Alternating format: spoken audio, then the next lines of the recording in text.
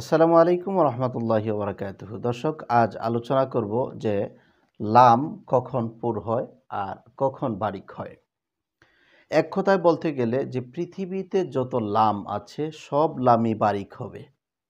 আমি আবারও বলছি, পৃথিবীতে যত লাম আছে সব লাম বারিক হবে, কিন্তু আল্লাহ, আলিফ লাম লাম হা, আল্লাহ শব্দের যে লাম আছে এই লামটা শুধুমাত্র পুর হবে।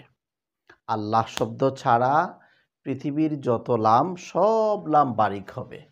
এখন আল্লাহ শব্দের লাম সব সময় পুর হবে না। আল্লাহ শব্দের লাম মাত্র দুইটি অবস্থায় পুর হবে। তার মাঝে এই আল্লাহ শব্দটা আলিফ লাম লাম হা, এই আল্লাহ শব্দের আগে যে অক্ষরটা থাকবে, যে হরফ থাকবে, এই হরফে হয়তো জবর থাকবে অথবা এই হরফে পেশ থাকবে।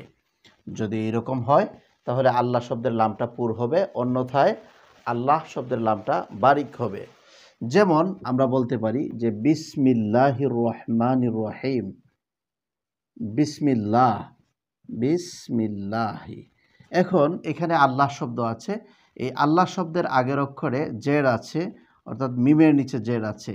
এখন আল্লাহ শব্দের আগের অক্ষরে যদি জের থাকে তাহলে এই আল্লাহ শব্দটা বারিক হবে। যেমন আমরা পড়ব বিসমিল্লাহির রহমানির রহিম। আর আল্লাহ শব্দের আগের অক্ষরে যদি জবর বা পেশ থাকে তাহলে আল্লাহ শব্দ পুর হবে। যেমন ওয়াল্লাহ, এই যে আল্লাহ শব্দ আছে এখানে, এর আগের অক্ষরে আছে জবর, ওয়াল্লাহ, হুমুল্লাহ।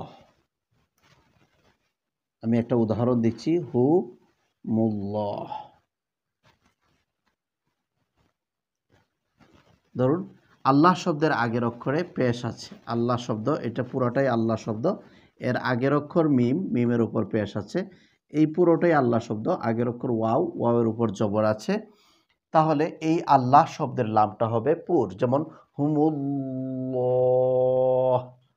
ওয়াল্লাহ।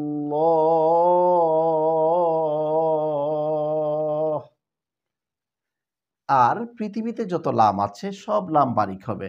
যেমন ২ নম্বর পাড়ায় সায়াকুলু সুফাহাউ মিনান নাসি মা ওয়াল্লাহুম, ওয়াল্লাহুম, ওয়াল্লাহুম। দর্শক আপনারা বলুন তো যে ওয়াল্লাহুম এই লামের আগের অক্ষরে জবর আছে, এটা পুর হবে না বারিক হবে?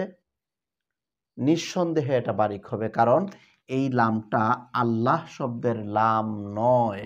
এই যে আল্লাহ শব্দ, এই শব্দের লাম নয়, যার কারণে এই লামটা নিঃসন্দেহে বারিক হবে। দর্শক, আশা করি বুঝতে পেরেছেন যে পৃথিবীতে যত লাম আছে সব লাম বারিক হবে, কিন্তু আল্লাহ শব্দের লাম তার আগের অক্ষরে যদি জবর বা পেশ থাকে তাহলে আল্লাহ শব্দের লাম পুর হবে।